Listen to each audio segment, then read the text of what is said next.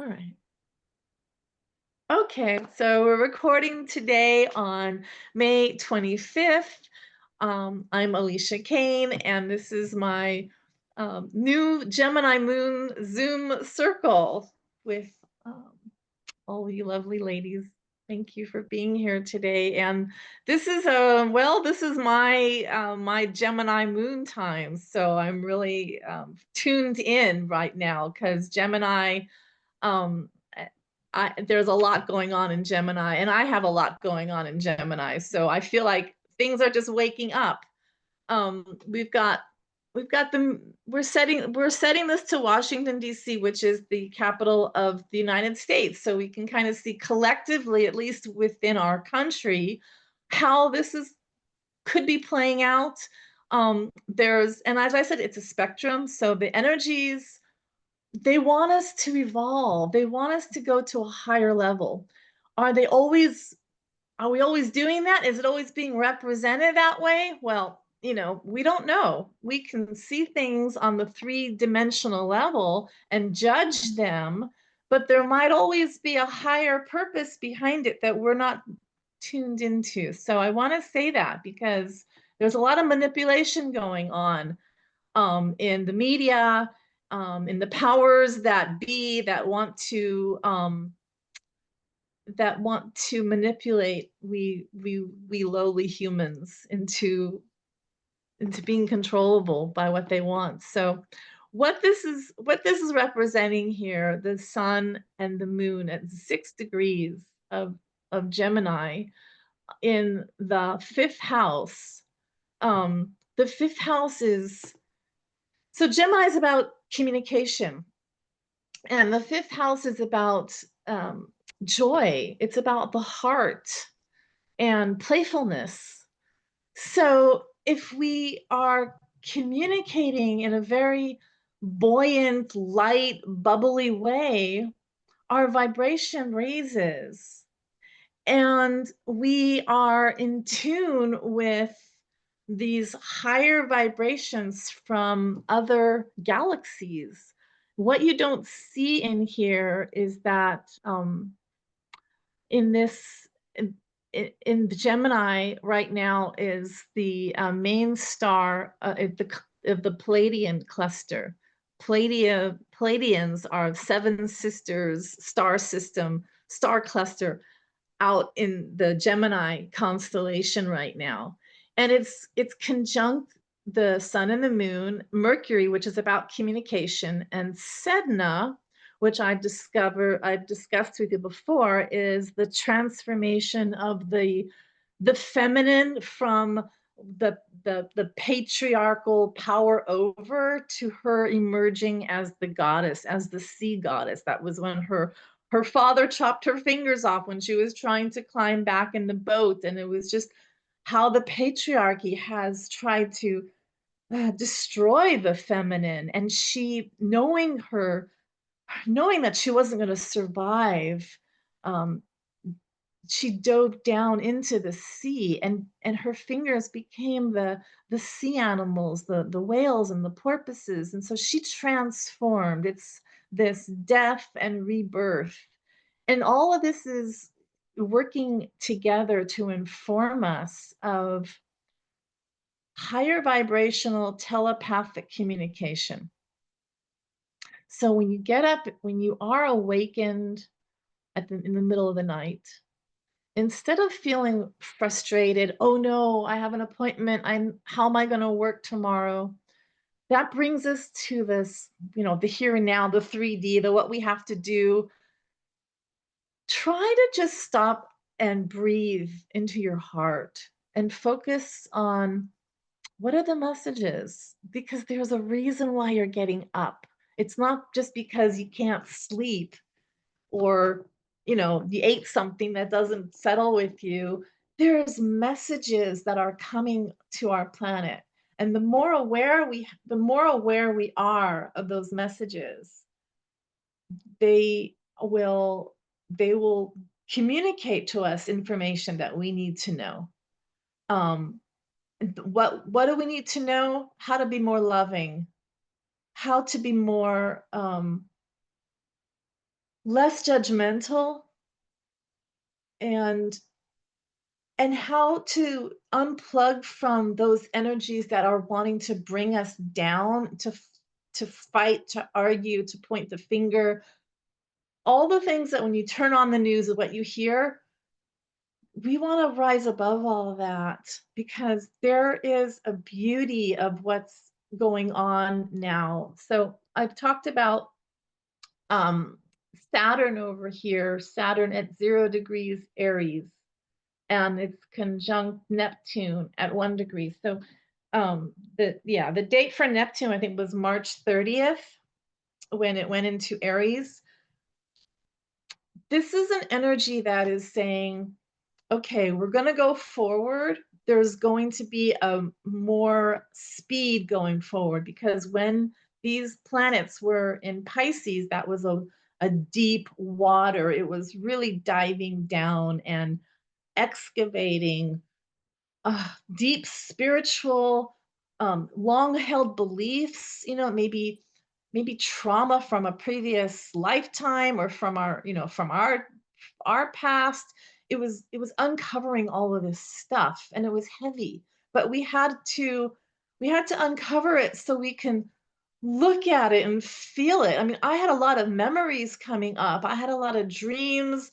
I was literally in family dynamics that I had to relive so that I could look at that and say, well, what's my part in this? And how can I elevate? How can I elevate the situation? And I'm happy to say that I'm moving on to California from a really good place, because even though I didn't feel that I wanted to be here, I needed to be here. The planets moved me here. It was for a reason. It didn't just happen randomly. Um, so what's happening is we are getting a chance to go forward with our aspirations, with the wisdom of Saturn, which says, okay, let's take things slowly. Let's really look at what we want, what we're getting ourselves into in this next phase. We may have all these ideas and all these plans, and we're ready to go out. That we're ready to, go out on the out the door, out the race. And Saturn's like, well, let's build the structure first. All right, so it's more methodical. And Neptune is that uh, deep spiritual sort of dreaminess, sort of like imagination. So Neptune has the imagination of what it wants to build, and Saturn's like, well, let's build the structure together so that we can build what your dreams are.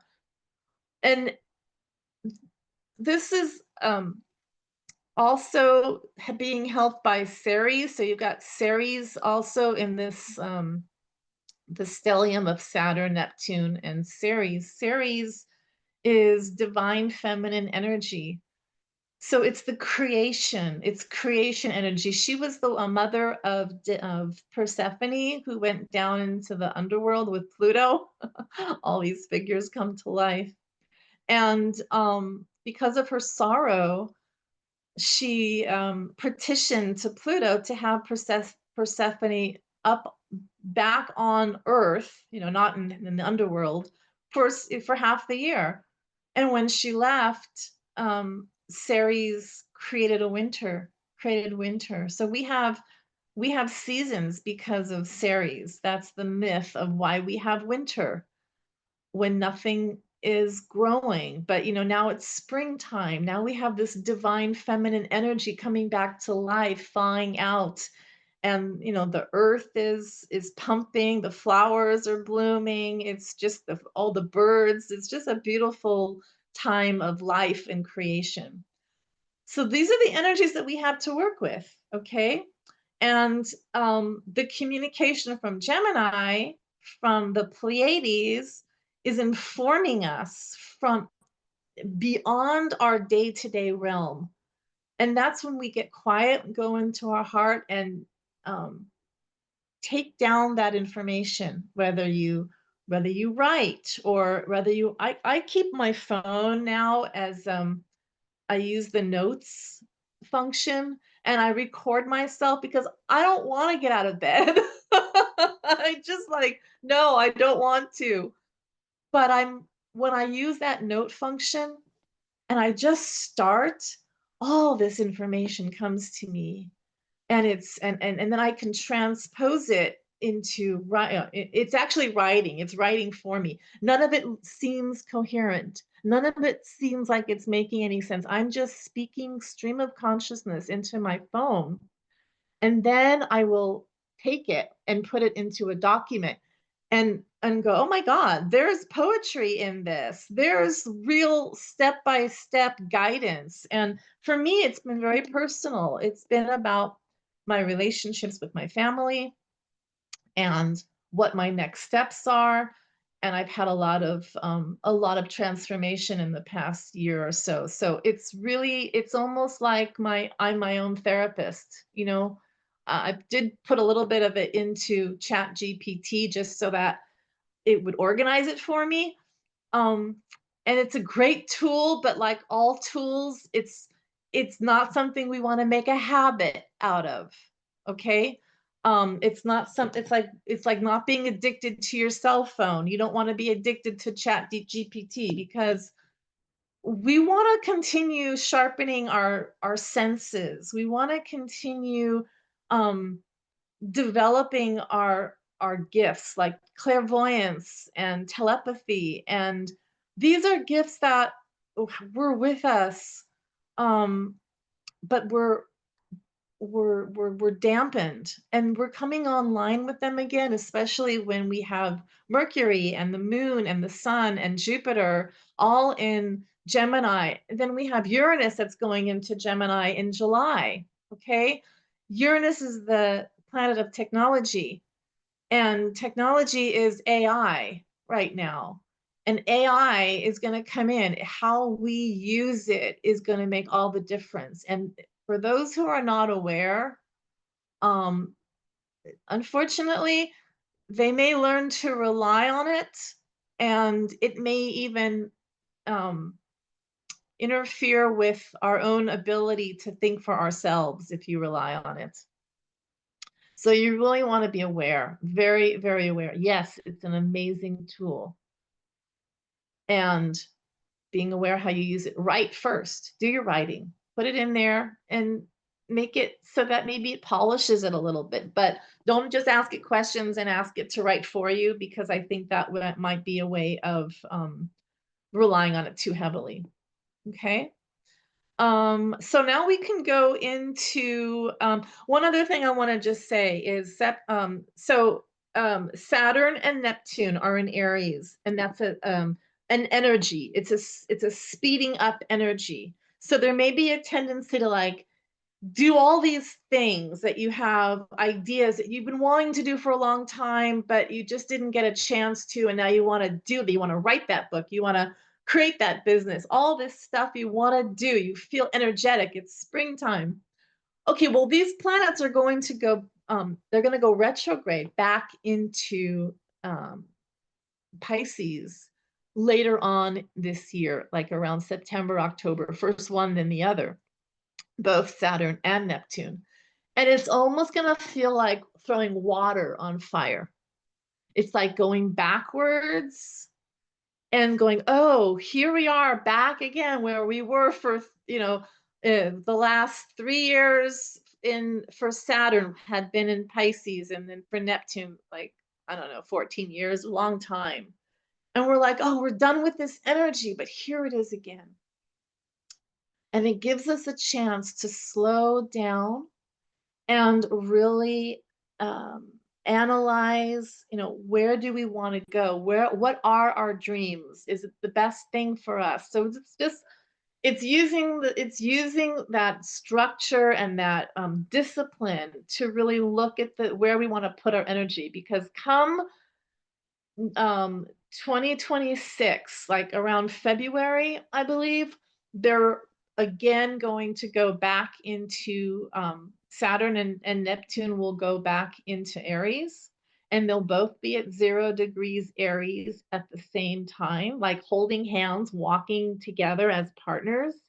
And it's going and not going to go back to Pisces again. It's going to go forward, and it's going to be the beginning of harnessing this energy and taking it with our dreams and using the discipline of Saturn to make our dreams manifest.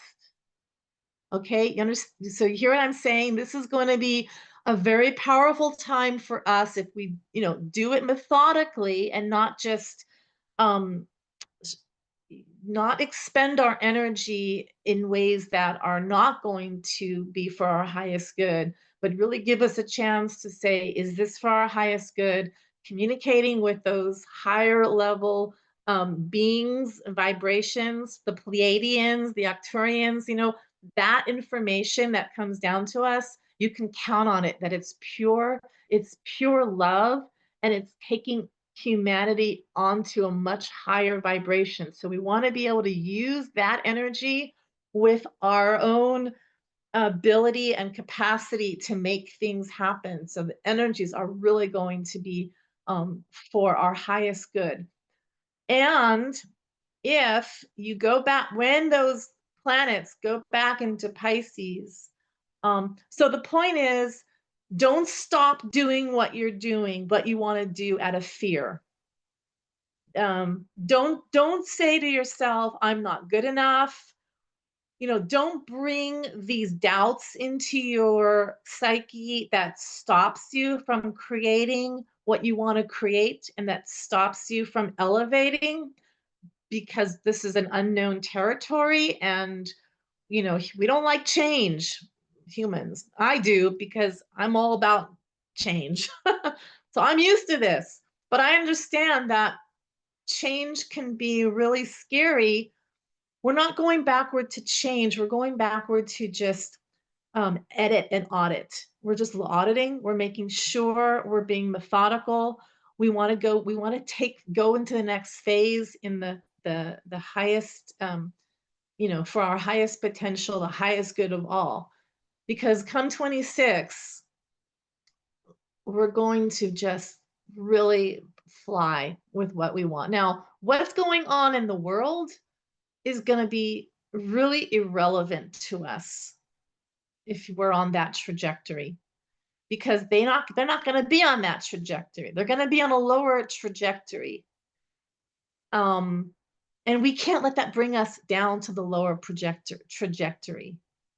So at some point you want to insulate yourself. You can still have compassion, because there's going to be a large section of humanity that is suffering, and it's always been that way. But it's with the media and with the way it's always in our face. It's always been that way for a long time, but not forever. It's just for the last couple thousand years. Well, maybe more longer than that. We have a chance now to create a new world, a new earth. And we need to keep our energy pure. All right, so I'm going to go into our birth charts, okay? And I'm going to stop the recording. Wait a minute.